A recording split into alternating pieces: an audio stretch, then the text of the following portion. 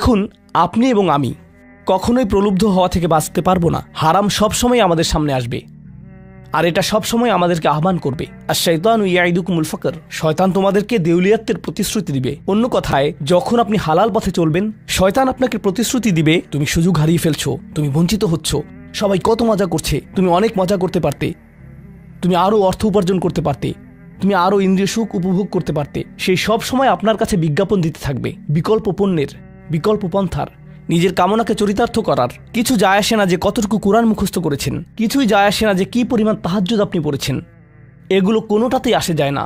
শয়তান থামবে না। দিন শেষে আপনি তো একজন মানুষই, দিন শেষে কামনা বাসনাগুলো আপনার মাঝে থাকবে, আর শয়তান থামবে না, সে আপনার পেছনে লেগেই থাকবে। শয়তানের একটা কৌশল আল্লাহ বর্ণনা করেছেন। তার মনস্তাত্ত্বিক কৌশলটি হল যায়্যানা লাহুমুশ শাইতানু আমালাহুম।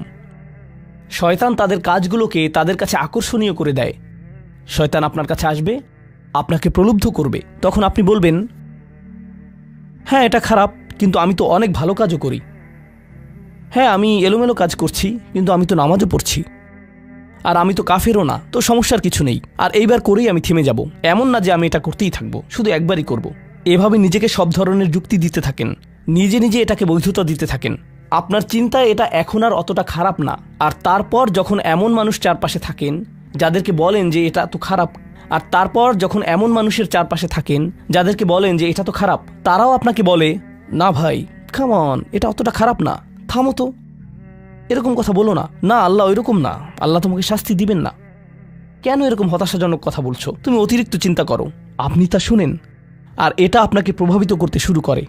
কিন্তু যখন কাজটা করে ফেলেছেন, যেটাই করেছেন, হতে পারে এটা অ্যালকোহল অথবা অন্য কোনো মাদক, এটা কারোর সাথে সম্পর্ক হতে পারে, সেটা যাই হোক, যখন নিজেকে বলেন যে এটাই শেষবার, কিন্তু এটাই শেষ তো না।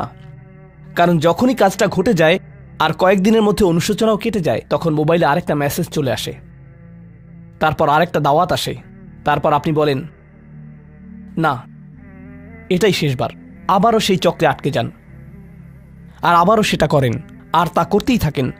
শয়তান ঠিক এটাই চেয়েছিল।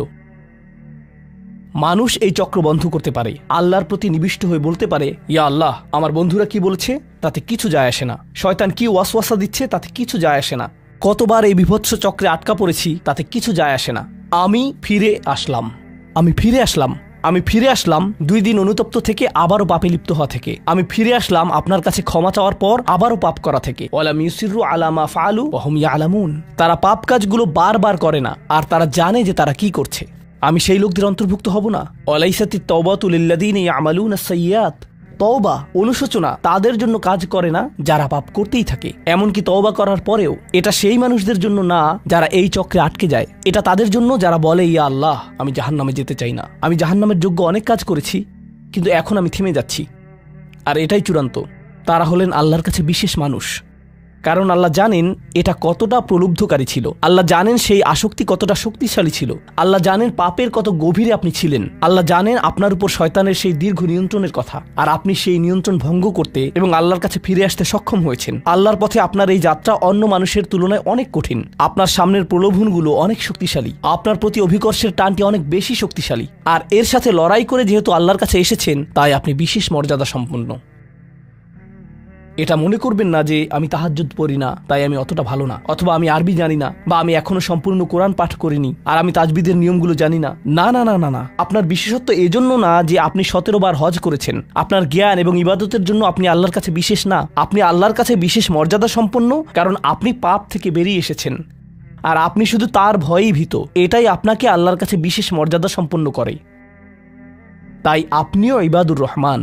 তো এখান থেকে আল্লাহ আমাদেরকে সম্পূর্ণ বিপরীত দিকে নিয়ে যাচ্ছেন।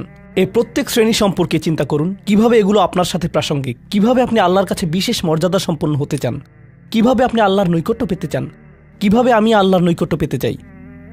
আমাদের কাছে এটা আসলে কতটা মূল্যবান। পাপ হলো এক প্রকারের ভালোবাসা। আমরা এর মোহে পড়ে যাই, আমরা এতে আসক্ত হয়ে যাই। আর এই অনুচ্ছেদটি আসলে ভালোবাসার একটা প্রতিযোগিতা, কারণ আপনি ইন্দ্রিয় সুখ ভালোবাসেন, আপনি এই পাপগুলোকে ভালোবাসেন, আর আপনি তা ছাড়তে চান না, কারণ এতে আপনার সুখানুভূতি নষ্ট হবে। আর অন্যদিকে আল্লাহ বলছেন, আমি আমার নিজের দ্বারা সেই সুখকে প্রতিস্থাপন করে দিব, আমি এটাকে আমার নৈকট্য দ্বারা প্রতিস্থাপন করে দিব। আল্লাহ এই সুযোগ দিয়েছেন। আপনার নিজেকে এই সমীকরণের আলোকে সিদ্ধান্ত নিতে হবে। আপনি এই পরিস্থিতিতে পড়বেন, অন্য কেউ জানবে না, কেউ জানবে না যে আপনার মাথায় কি সংগ্রাম চলছে, কেউ জানবে না, শুধু আল্লাহ জানবেন। আর প্রসঙ্গক্রমে উদাহরণস্বরূপ আপনাদের কেউ কেউ যখন হারাম সম্পর্কে জড়ান, নিশ্চিত বলছি না, আপনাদেরকে অভিযুক্ত করছি না, কোনো মানুষ, আপনারা না, কোনো মানুষ যাদেরকে আপনারা চিনেন, তারা হয়তো অনৈতিক সম্পর্কে জড়িত, আর আপনি তা থেকে বের হতে চাচ্ছেন। তো আপনি এই আলোচনা শুনে তাকে মেসেজ দিলেন, আমি আর এটা করতে পারবো না। সে উত্তর দিল, তুমি কি আমাকে ভালোবাসো না? তুমি এখন আমাকে ঘৃণা করো? তুমি কি মনে করো যে আমি তোমার জাহান্নামে যাবার কারণ? আমি কি এতটাই খারাপ? এখন আপনি বলছেন, না তুমি অতটা খারাপ না, না আমি তোমাকে ভালোবাসি, তুমি মোটেই খারাপ না, তুমি অনেক ভালো। ঠিক আছে, যদি আমার সাথে সম্পর্ক সমাপ্ত করতে চাও, আজকে রাতে আমার সাথে দেখা করো, আর আমার মুখের সামনে এটা শেষ করো। না, এটা আমি করতে পারবো না। ঠিক আছে, তুমি আমাকে ঘৃণাই করো, আচ্ছা ঠিক আছে, আমি আসছি। এটা আবার শুরু হয়ে গেল, আর এরপর আপনি আবারও তওবা করতে চান। দেখতে পাচ্ছেন, এটা শুধুমাত্র আপনি না, আপনি হয়তো আবেগগতভাবে কোনো কিছুতে জড়িয়ে যেতে পারেন, আর এখন আপনি আবেগগতভাবে ব্ল্যাকমেলের শিকার হচ্ছেন। এর দ্বারা আপনি খারাপ বোধ করবেন, আপনাকে এর বিরুদ্ধে যুদ্ধ করতে হবে, আপনাকে এটা অবদমন করতে হবে, আর আপনাকে উপলব্ধি করতে হবে যে আপনি হয়তো কাউকে হতাশ করছেন, কিন্তু আল্লাহকে সন্তুষ্ট করছেন। আর আপনি এটা শুধু নিজের জন্যই করছেন না, বরং এটা ওই মেয়ের জন্যও করছেন, বা ওই ছেলের জন্যও করছেন যে আপনার মেসেজের জবাব দিচ্ছে। সে আল্লাহর সামনে দাঁড়াবে, এটাও আপনি চান না। আপনি যদি তাকে আসলেই ভালোবাসেন, শুধুমাত্র যদি তাকে কামনা না করেন, বরং তাকে ভালোবাসেন, তাহলে আপনি তাকেও রক্ষা করতে চাইবেন। তো এখন আমরা খুবই অপ্রত্যাশিত স্থানে চলে যাচ্ছি। আল্লাহর কাছে আরও কে বিশেষ মর্যাদা সম্পন্ন? আল্লাযীনা ইযা আনফাকু লাম ইউসরিফু ওয়া লাম ইয়াকতুরু ওয়া কানা বাইনা যালিকা কওয়ামা। এই মানুষেরা যখন তারা অর্থ ব্যয় করে, তারা সকল অর্থ উড়িয়ে দেন না, তারা অতিরিক্ত খরচ করেন না, আর তারা কৃপণও নয়। তারা অনেক বেশি খরচ করেন না, আর তারা অনেক কমও খরচ করেন না। তাদের বাজেট ভারসাম্যপূর্ণ। বাজেটের সাথে আল্লাহর নৈকট্যের সম্পর্ক কি?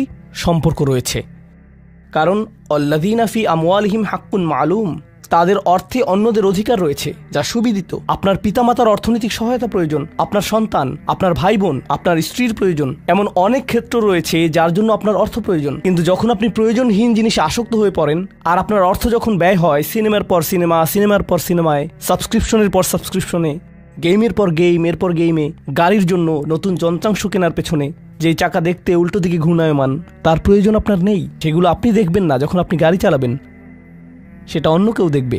এগুলো ঘুরবে অন্য কারোর জন্য, আপনার জন্য না। যন্ত্রাংশ অথবা ডিভাইস। আপনি নতুন আইফোন ছাড়াও বেঁচে থাকবেন, এতে কোনো ক্ষতি হবে না। স্যামসাং যদিও কিছুটা বিপজ্জনক, তারপরও অনেক বোনেরা পার্স অথবা ব্যাগের জন্য এমনটা করেন। ও আল্লাহ, এই ব্যাগগুলোর কোনোটার দাম কয়েক লাখ টাকা। বলছি না যে আপনি এগুলোর কোনোটাই কিনতে পারবেন না, কিন্তু আল্লাহ বলছেন ঠিক আছে খরচ করো, কিন্তু অতিরিক্ত খরচ করো না। আপনাদের কারো কারো জন্য আবার সবচেয়ে খুশির বিষয় হলো টাকা ধরে রাখা। আপনি স্ত্রীকে সাথে নিয়ে সুপার শপে গিয়েছেন, তিনি এক প্যাকেট দুধ নিলেন। আমাদেরকে এত বেশি দুধ প্রয়োজন, ছোট প্যাকেট নিতে পারো না? ডিসকাউন্টের জন্য অপেক্ষা করতে পারো না? এটা দুধ, এটা ডিম, এগুলো নিয়ে কৃপণতা না করলে হয় না? এমন মানুষ রয়েছে যারা প্রাপ্য মানুষদের টাকা ধরে রাখে। আপনার সন্তানদের অর্থ প্রয়োজন, তাদের চলার জন্য কিছুটা পকেট খরচ প্রয়োজন, আপনার স্ত্রীর কিছুটা অর্থ প্রয়োজন। যদি তিনি গৃহ ব্যবস্থাপনার দায়িত্বে থাকেন আর তিনি নিজে উপার্জন না করেন, আর তিনি আপনার কাছে বলেন আমি কি 500 টাকা পেতে পারি? কিসের জন্য তোমার টাকা প্রয়োজন? আমাকে সম্পূর্ণ প্রতিবেদন প্রদান করবে, সকল রিসিট দেখাবে। দাঁড়ান, 1 মিনিট থামুন। এটা লাম ইয়াকতুরু, এটা আপনার জন্য চ্যালেঞ্জ হতে পারে। আপনি যদি আল্লাহর নৈকট্য লাভ করতে চান, আপনার পরিবারের খাবারের প্রসঙ্গ আসলে তাদেরকে জঞ্জালের মতো বিবেচনা করবেন না। আপনার জন্য সর্বোত্তম খরচের খাত হলো আপনার পরিবার। নিজের পরিবারের সাথে এরকম খারাপ আচরণ করবেন না, কিন্তু অতিরিক্ত খরচও করবেন না। অন্যরা এমন আছে যারা টাকা উড়ায়। আল্লাহ হয়তো আপনাকে কিছুটা অর্থ দিয়েছেন, আর আপনি আপনার 16 বছরের সন্তানকে BMW কিনে দিলেন যাতে সে রাস্তার পাশে লাগিয়ে দিয়ে অ্যাক্সিডেন্ট করতে পারে, আর তারপর তাকে আরেকটা কিনে দিলেন। না না না, আপনি এমনটাও করতে পারবেন না।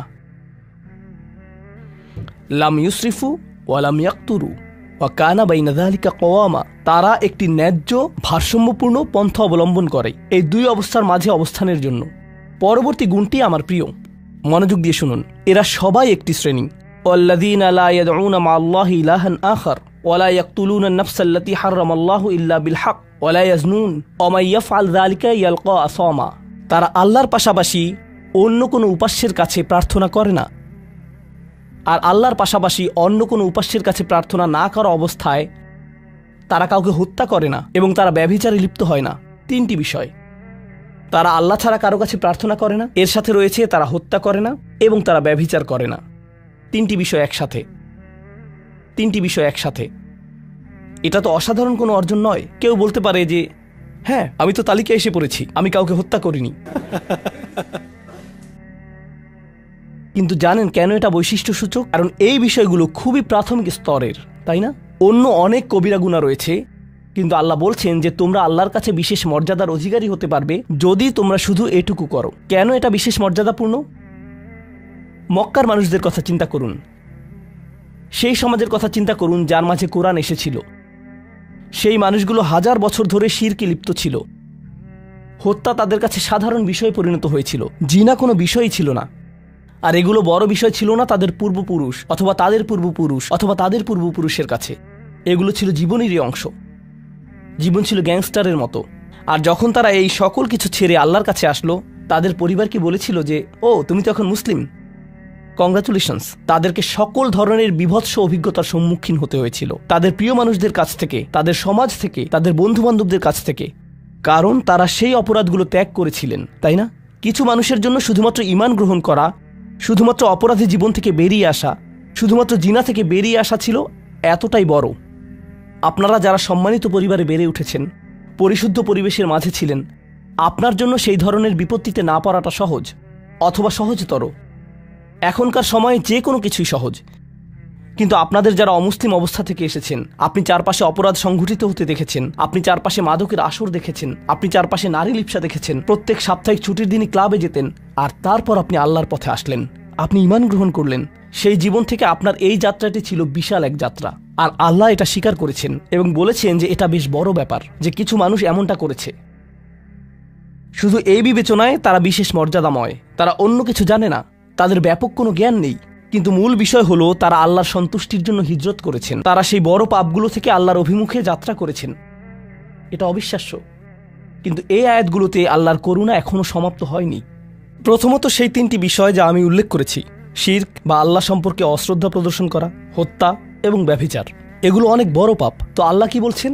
ইউদাআফ লাহুল আযাবু ইয়াওমাল কিয়ামা ওয়া ইয়াখলুদ ফীহি মুহানা। এমন মানুষের জন্য শাস্তি দ্বিগুণ করা হবে আর তারা সেখানে থাকবে অপমানিত অবস্থায়। এই পাপগুলো আল্লাহর কাছে ছোট বিষয় না, বিশেষত তিনটা পাপ একসাথে। কিন্তু প্রসঙ্গক্রমে সবচেয়ে খারাপ অপরাধ শিরক। সবচেয়ে খারাপ অপরাধের মধ্যে দ্বিতীয়টি হলো যখন আপনি একজন ব্যক্তিকে হত্যা করেন। এটা কাকে হত্যা করার সমতুল্য? গোটা মানবজাতিকে। এটা হলো দ্বিতীয় বৃহত্তম অপরাধ। আর তারপর তৃতীয় বৃহত্তম অপরাধ কোনটি? জিনা। এই তিনটি একসাথে এসেছে একটি আয়াতে। সেজন্য আল্লাহ বলছেন যে এই ব্যক্তিটি বিশেষ ধরনের শাস্তি পাবে, আর সে এই শাস্তিতে রয়ে যাবে অপমানিত অবস্থায়। কিন্তু এমনকি খারাপের ভিতর সবচেয়ে খারাপ, এরপর সবচেয়ে খারাপ ব্যক্তিটি, এই ব্যক্তিটি এজন্য সবচেয়ে খারাপ না যে সে একটি জিনিস করছে, বরং সে সবচেয়ে খারাপ কারণ সে তিনটি জিনিসই করেছে। এটা জাহান্নামের হ্যাট্রিক অর্জনের মতো। আর সম্পর্কে আল্লাহ কি বলছেন? তিনি বলছেন ইল্লা মান তাবা ওয়া আমানা ওয়া আমিলা আমালান সলিহা। অর্থাৎ যে অনুতপ্ত হয়েছে, ঈমানের পথে ফিরে এসেছে এবং তখন থেকে ভালো কাজ শুরু করেছে, তার জন্য নিয়মের ব্যতিক্রম হবে। এটা উপলব্ধি করাটা গুরুত্বপূর্ণ। আল্লাহ বর্ণনা করছেন নিকৃষ্টের মধ্যে নিকৃষ্ট, আর চেয়েও নিকৃষ্ট।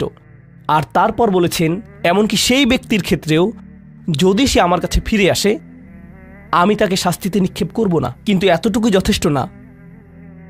আমরা কথা বলছি ইবাদ আর রহমানের ব্যাপারে, যিনি অবিশ্বাস্য রকমের করুণাময় সত্তা। তো তিনি তাদেরকে শুধুমাত্র জাহান্নাম থেকে রক্ষা করেই ক্ষান্ত হবেন না, তিনি আরও কি করবেন? ফাউলাইকা ইউবাদদিলুল্লাহু সাইয়্যাতিহিম হাসানাত। সেই মানুষগুলোর মহাপাপগুলোকে প্রতিস্থাপিত করবেন। আর আমি আপনাদেরকে মনে করিয়ে দিচ্ছি সেই পাপগুলো কি? শিরক। ইন্নাশ শিরকা লাযুলমুন আযীম। হত্যা, কাআন্নামা কাতালান নাসা জামিআ, সে যেন গোটা মানবজাতিকে হত্যা করলো। এবং জিনা, ব্যভিচার, সবচেয়ে সবচেয়ে বড় পাপ এগুলো। আল্লাহ বলছেন যে পাহাড় সমান তাদের এই সমগ্র পাপ কাজগুলোকে আমি প্রতিস্থাপন করে দিব ভালো কাজ দিয়ে। কিন্তু তারা এখনো কোনো ভালো কাজ করেনি, তারা এখনো নামাজ পড়েনি, তারা এখনো ইবাদত করেনি, তারা এখনো হজ করেনি, তারা এখনো দান করেনি। তারা মূলত যা করেছে তা হলো অনুতপ্ত হয়েছে। আর এখন থেকে তারা ভালো কাজ করবে, আল্লাহর জন্য এতটুকুই যথেষ্ট। তাদের পাহাড় সম পাপগুলো নিবেন, যা তাদেরকে চিরকাল জাহান্নামে নিক্ষেপ করতে অপমানিত অবস্থায়, আর তিনি এই পাহাড় সম পাপগুলোকে নিয়ে পাহাড় সম ভালো কাজে পরিবর্তিত করে দিবেন। এটাই আল্লাহ করবেন তাওবাকারীদের জন্য। আপনিও বিশেষ মর্যাদার অধিকারী হবেন। শুধু তাওবা করুন।